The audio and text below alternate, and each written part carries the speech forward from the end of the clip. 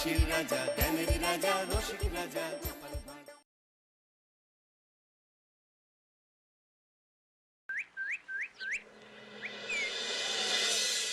কি গিন্নি, এই কটা ভাতে কি পেট ভরবে? ও যা ভাত আছে না, ওটা বেড়াল ডিগোতে পারবে না। হ্যাঁ, আরে বাবা, আমি আর বেড়াল এক হলো? এই খাও তো।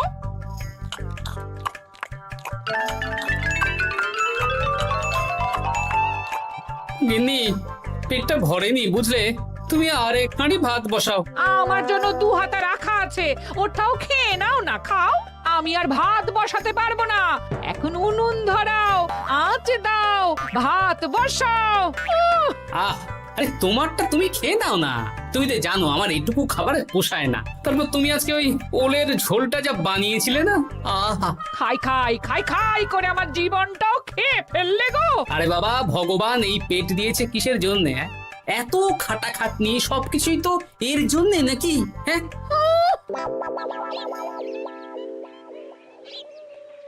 দাদু, অনেকদিন ভূতের গল্প শুনিনি, আজকে আমরা ভূতের গল্প শুনবো। বেশ, শোন তাহলে। আমাদের রাজ্যে আজ থেকে বেশ অনেক বছর আগে একটা খুব পেটুক লোক থাকতো। তোমার মতন পেটুক? বলতে পারিস, কিন্তু ওর গিন্নি ওকে ভালো মতো খেতে দিত না। তাই একদিন না খেয়ে খেয়ে অক্কা পায় আর ভূত হয়ে এদিক সেদিক ঘুরতে থাকে। তারপর কি হলো দাদু? তারপর তো সে এক মজার ব্যাপার। ভূতকে ওর গিন্নি চোখে দেখতে পেত না, তাই সেই পেটুক ভূত কিছুদিন পর থেকে গিন্নির উপর হুজ্জুতি শুরু করলো। কিরকম হুজ্জুতি দাদু? গিন্নি যা রান্না করতো সব চুরি করে খেয়ে নিত। এই এসব উল্টো পাল্টা কথা বলে আমাকে ভয় দেখাতে পারবে না। হ্যাঁ, এই যে তোরা চটপট খেয়ে নে, নইলে তোদের দাদু আবার ভাগ বসাবে রে। খা। আচ্ছা দিদা। এই শোনো না, তুমি আমার জন্যেও আরো কয়েকটা বেগুনি ভাজো। হ্যাঁ, এই তো একটু আগে 4টে বেগুনি আর 1 বাটি মুড়ি দিলাম। হ্যাঁ, আরে সেগুলো তো পেটের কোন কোনায় হারিয়ে গেছে গিন্নি। তুমি ভাবো আমিও হারিয়ে গেছি? বেশি খিদে পেলে নিজে রান্না করে খাও। আর সে তুমি না থাকলে আমি রান্না করেই খেতাম। দিদা, দাদু কিন্তু তোমাকে চলে যেতে বললো। কি বললে? আমি চলে যাব? আরে তাহলে তাই হবে। এই গুলটে, তুই এসব কি বলছিস বলতো? গুছিয়ে বিদায় নিচ্ছি। আরে আরে আরে, কোথায় চলে যেতে বললাম গিন্নি? হয়েছি আর না, আজকে আমি বাপের বাড়ি চলে যাব। হ্যাঁ, এই দেখো, আমি কোথায় চলে যেতে বললাম? তোমার মনের কথা আমি বুঝে গেছি। এই দেখো, থাকবো না এই পোড়ার মুখ সংসারে। লক্ষ্মী সোনা রাগ করেছে। হাওয়া গরম আছে, চল এখান থেকে বেগুনি নিয়ে এখন কেটে পড়ি। আরে সামান্য ব্যাপারে রাগ করার কি আছে বলো তো? এবার নিজের সংসার নিয়ে নিজে থাকো, সারাদিন শুধু খাই খাই আর খাই খাই। নাও এবার ঠেলা সামলাও। ভুল করেও আমাকে বাপের বাড়িতে ডাকতে যাবে না বলে দিচ্ছি। যদি যাও তাহলে আমার থেকে খারাপ কেউ হবে না, এই বলে দিলাম। ওগো, তুমি আমায় ছেড়ে চলে গেলে গো, এবার আমি কার কাছে বায়না করবো গো?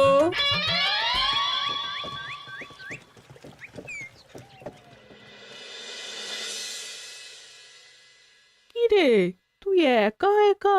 জামাই কোথায়? তোমাদের জামাইকে ছেড়ে চলে এসেছি।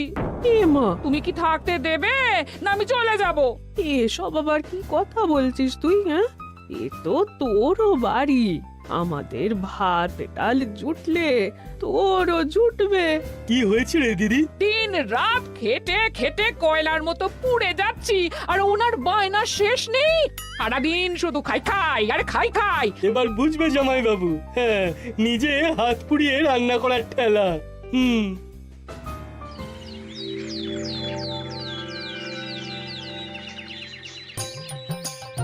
গোপাল দাদা, ও গোপাল দাদা, ও গোপাল দাদা, গোপাল দাদা, এ দরজা খোলো, মহারাজ ডাকছেন। এই রে, অনেক বেলা হয়ে গেল। আরে দরজাটা খোলো। যাচ্ছি যাচ্ছি। আরে আজকে তো গ্রামের সেচ প্রকল্প নিয়ে আলোচনা আছে, মহারাজ তাই তোমাকে ডাকছেন। মুখ হাত ধুয়ে যাচ্ছি।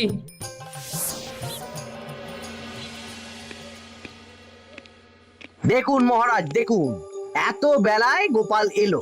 তাও নিজে আসেনি, ডেকে নিয়ে আসতে হলো। সত্যি গোপাল, আজকে এত জরুরি একটা আলোচনা সভা, কোথায় তুমি তাড়াতাড়ি আসবে? তা না করে গোপাল বাড়াবাড়ি করে ফেললো। গোপাল, এই আমি শেষবারের মতন বলে দিচ্ছি, ফের যদি এরকম রাজসভায় দেরি করে আসতে দেখি তাহলে কিন্তু কড়া ব্যবস্থা নেব। আসলে মহারাজ, আমার গিন্নি গতকাল রাগ করে বাপের বাড়ি চলে গেছে, তাই বেশ হয়েছে। আচ্ছা, যে জন্য আজকের আলোচনা সভা ডাকা হয়েছে সেটা হলো আমাদের রাজ্যের দক্ষিণে একটা সেচের জন্য পুকুর খনন করা হচ্ছে। এ তো খুব ভালো কথা মহারাজ। দক্ষিণের চাষি ভাইরা অনেক দিন ধরে জলের সমস্যায় ভুগছিল, এবার একটা সুরাহা হবে। কিন্তু এটার জন্য তোমাদের বেতন কয়েক মাস কম পাবে তোমরা। একি কেন মহারাজ? তোমার তো এখন একজনের সংসার গোপাল, তোমার আবার চিন্তা কিসে? তাহলেও সেচের জন্য পুকুর খোঁড়া হবে, তার সাথে আমাদের বেতনের কি সম্পর্ক? কারণ ভাঁড়ের অবস্থা খুব একটা ভালো নয়, তাই আগামী 3 মাস তোমাদের বেতন 5 মোহর করে কম দেওয়া হবে। হ্যাঁ? হ্যাঁ নয় হ্যাঁ। আর ওই 3 মাসের কেটে নেওয়া বেতন চতুর্থ মাসের বেতনের সঙ্গে যোগ করে দেওয়া হবে।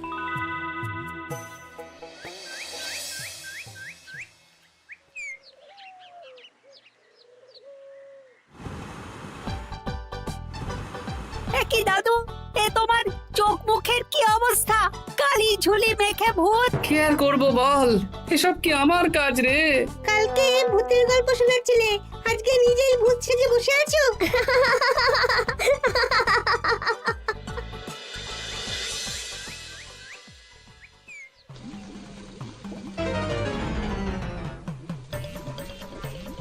এই রে, ভাতগুলো পড়ে গেছে। দূর দূর দূর, এভাবে হয় নাকি? না, এবার থেকে ভোজনালয় থেকেই খাবার খেতে হবে। একার জন্য কে আবার রান্না করে? দূর দূর। কি গোপাল দাদা, তুমিও আমার মতন ভোজনালয়ে খাচ্ছ? আমার না হয় বাড়িতে রান্না করার কেউ নেই। আমারও নেই, যে ছিল সে ছেড়ে চলে গেছে। ভাই, আর একটু ভাত দেবে? গোপাল দাদা, ভাত আর হবে না গো, আরো কয়েকজন দৈনিক খদ্দের আসবে, তাদের জন্য রেখে দিয়েছি। তাহলে কি আর করা যাবে? একটু একটু ওই তরকারি একটা শাল পাতায় মুড়ে দে, বাড়িতে গিয়ে মুড়ি দিয়ে খাবো। আচ্ছা, তা দিচ্ছি। তুমি খাওয়া হয়ে গেলে হাত মুখ ধুয়ে নাও। আচ্ছা গোপাল দাদা, গিন্নিমা চলিয়ে গেল কেন? সে তোর গিন্নিমাকে গিয়ে জিজ্ঞেস কর। সে তো জিজ্ঞেস করতেই হবে, তোমার মতো একটা ভালো মানুষকে ছেড়ে চলিয়ে গেছে।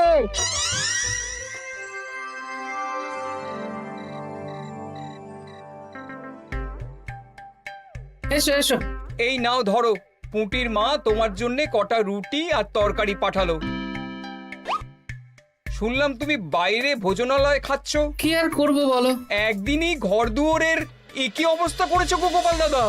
ওই একার সংসার, এখন আমার কাজের মধ্যে 2, খাই আর শুই।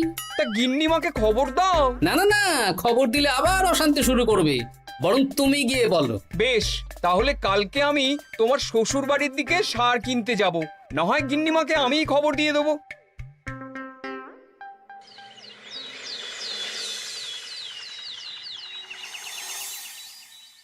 বাড়ি ঘর অগোছালো, তাতে আমি কি করতে পারি? এখন আমি আর ওই বাড়িতে থাকি না। হ্যাঁ, শুধু তাই না, গোপাল দাদা বাইরে ভোজনালয়ে তেল মশলা দেওয়া উল্টো পাল্টা খাবার খাচ্ছে গো। থাক, আমাকে এসব কথা শোনাতে আসবে না পুটির বাবা। আমার খাটতে খাটতে জীবনটা কয়লা হয়ে গেছে, কয়লা। ওনার বায়নার শেষ নেই। হ্যাঁ, বুঝলে গোপাল দাদা, আমি গিন্নিমাকে অনেক করে বোঝালাম, কিন্তু কিছুতেই কোনো কথা শুনলো না। বেশ, শুনতে হবে না। এরকম বললে হয় নাকি? চারিদিকে ঘর দুয়ার অগোছালো, খাবারের থালা বাসন এদিক ওদিক ছড়িয়ে ছিটিয়ে আছে। ওরে বাবারে, ইঁদুরেও আস্তানা করেছে। যা হচ্ছে হোক।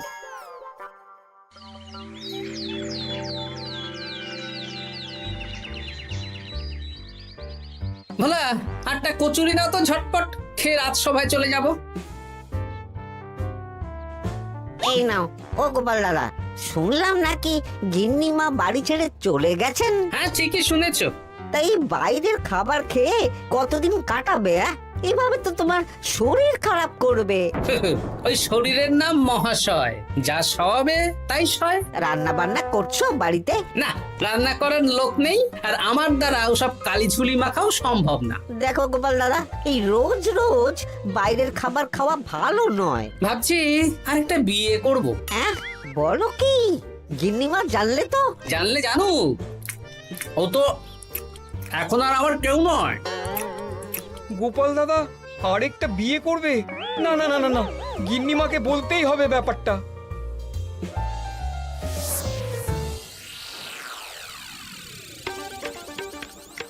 গিন্নিমা, তুমি আবার এসেছো পুটির বাবা। সর্বনাশ হয়ে গেছে।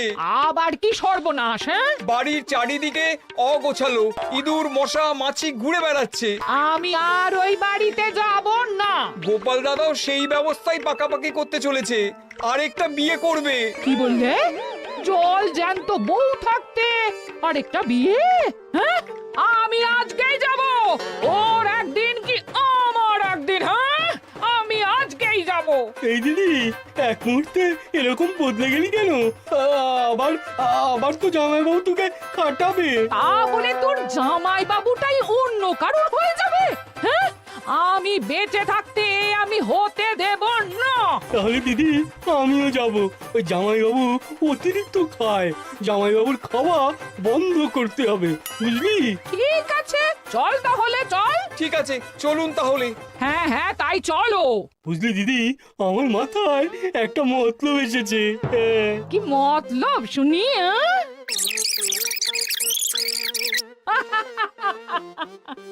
এই বেশ তো বেশ, এতে যদি তোর জামাই বাবুর অতিরিক্ত খাওয়া কমে তাহলে তো ভালোই কথা। হ্যাঁ, কিন্তু খুব সাবধান, গোপাল দাদার নজর কিন্তু বাজ পাখির নজর।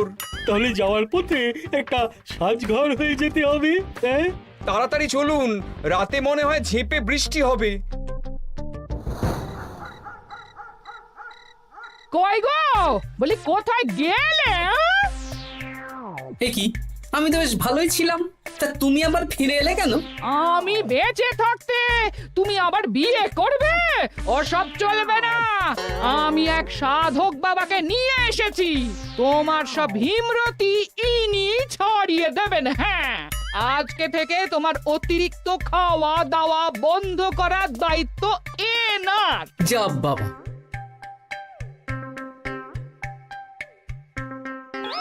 কি করেছো গো? হ্যাঁ, ঘর দুয়ার তো পুরো শ্মশান হয়ে গেছে গো। এখন আবার তোমার ঘর তুমি পরিষ্কার করো। সে করছি, তুমি যাও বাজার করে নিয়ে এসো। ভোলার দোকান থেকে বেশি করে ছানা আনবে, আর রাতে ছানার বড়া করে তরকারি বানাবো। হ্যাঁ, আহা, কতদিন খাইনি, এক্ষুনি যাচ্ছি। উহ, তাড়াতাড়ি যাও, তাড়াতাড়ি যাও। মেঘ ডাকছে, রাতে বৃষ্টি হবে। আমি এই ঘর গুছিয়ে রান্না বসাচ্ছি গো।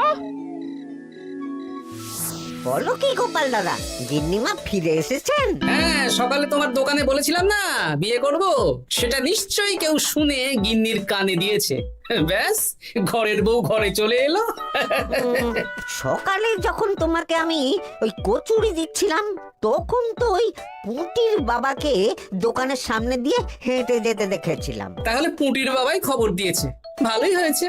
যাই হোক, আমাকে ওই 500 গ্রাম মতো ছানা দাও তো, গিন্নি ছানার বড়া দিয়ে তরকারি করবে। ভালো তো, ভালো তো, তোমরা ওই কর্তা গিন্নি একসাথে খাবে। আবার কোন সাধককে নিয়ে এসেছে যে আবার খাবার খাওয়া নিয়ন্ত্রণ করবে? দেখো কি করে তোমাকে সামলায়। এই নাও।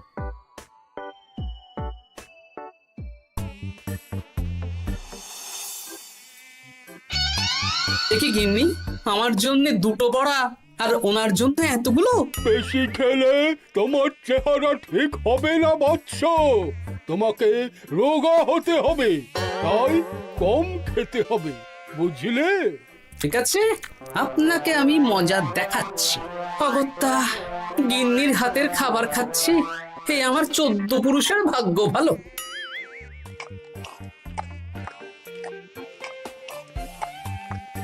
বাবা আপনাকে আরেকটু তরকারি দিই বাবা। দে মা দে। আমাকে দাও। একদম না, বলেছি না তোকে রোগা হতে হবে। হ্যাঁ, কি মশা রে তোদের বাড়িতে। আরে রে নকল গুফ, মশা যাবার আগে আপনাকে আমি তাড়াবো। এই কদিন চারদিকে সব ছড়িয়ে ছিটিয়ে নোংরা করেছে, মশা মাছি এত তাড়াতাড়ি যাবে না। হ্যাঁ, আমার খাওয়া হয়ে গেছে, আমি উঠলাম। আপনি ভালো করে খান কেমন?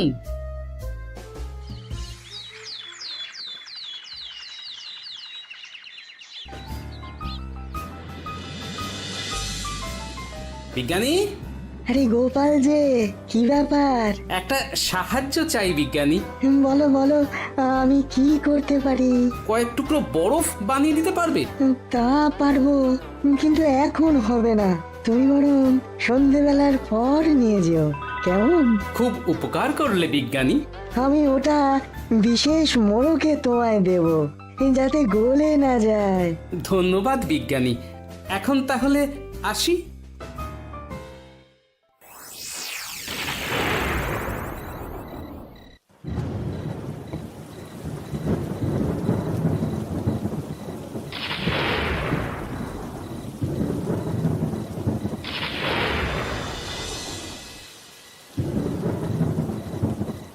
ভালো করেছিস বাবা, যা মশার উৎপাত, মশারি ছাড়া ঘুমোনো যাবে না। কথায় আছে সেবাই পরম ধর্ম, তাই একটু ধর্মকর্ম করছি আর কি। আপনি ঘুমিয়ে পড়ুন, আমরা ওই ঘরে গেলাম। হ্যাঁ, সব দরজা জানলা ভালো করে বন্ধ করে দিয়েছো তো? ঝেপে বৃষ্টি নেমেছে। হ্যাঁ হ্যাঁ, কোনো চিন্তা নেই, তুমি ঘুমো। আজকে অনেক খাটনি হয়েছে গো। হ্যাঁ, জয় ঠাকুর।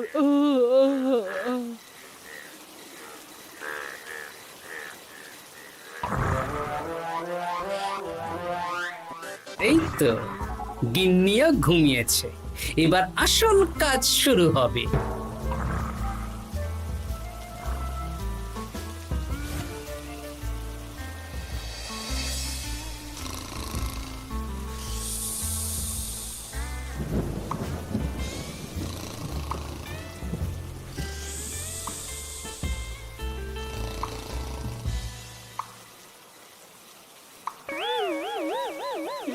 কি জল পড়ছে কেন? চাল ফুটো হয়ে গেল নাকি? এত রাতে দিদিকে ডাকা ঠিক হবে না। আরে আরে কি মুশকিল, এখনই জল পড়ছে। আরে দূর দূর।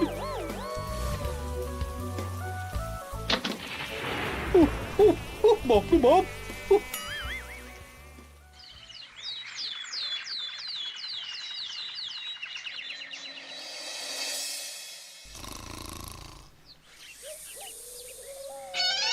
সুপ্রভাত। প্রভাত আর শো নেই। কেন? সারা রাত প্রথমে ভিজেছি, তারপরে মশার কামড় খেয়েছি। ভিজেছেন কেন? কি রাতে চাল ফুটো হয়ে জল পড়ছিল। খুব ঠান্ডা লেগেছে। একটু একটু মধু আর তুলসী পাতা দে, একটু খাই। এই দিচ্ছি বাবা। এ হতেই পারে না, কদিন আগেই তো চাল সারিয়েছি।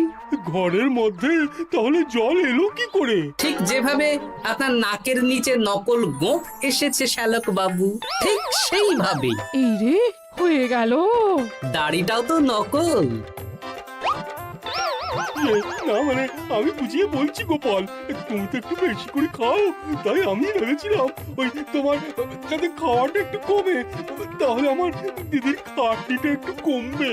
খাটনি কমাতে তো আপনি আসেননি, উল্টে আপনি নিজের ছলে বলে খাচ্ছিলেন।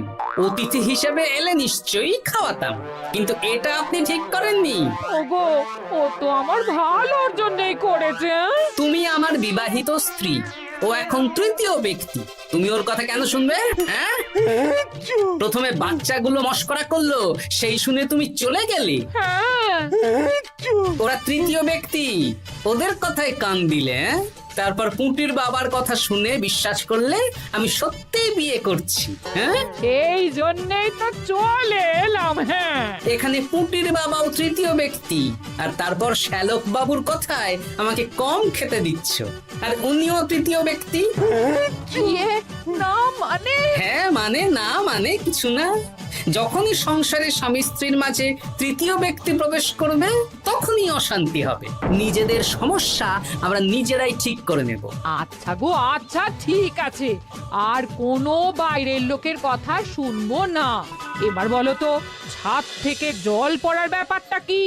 ওটা তো কাল রাতে মশারির উপরে বরফ রেখেছিলাম, আর সারা রাত ধরে বরফের জল শ্যালক বাবুর গায়ে পড়েছে। ছাদ ঠিকই আছে গিন্নি।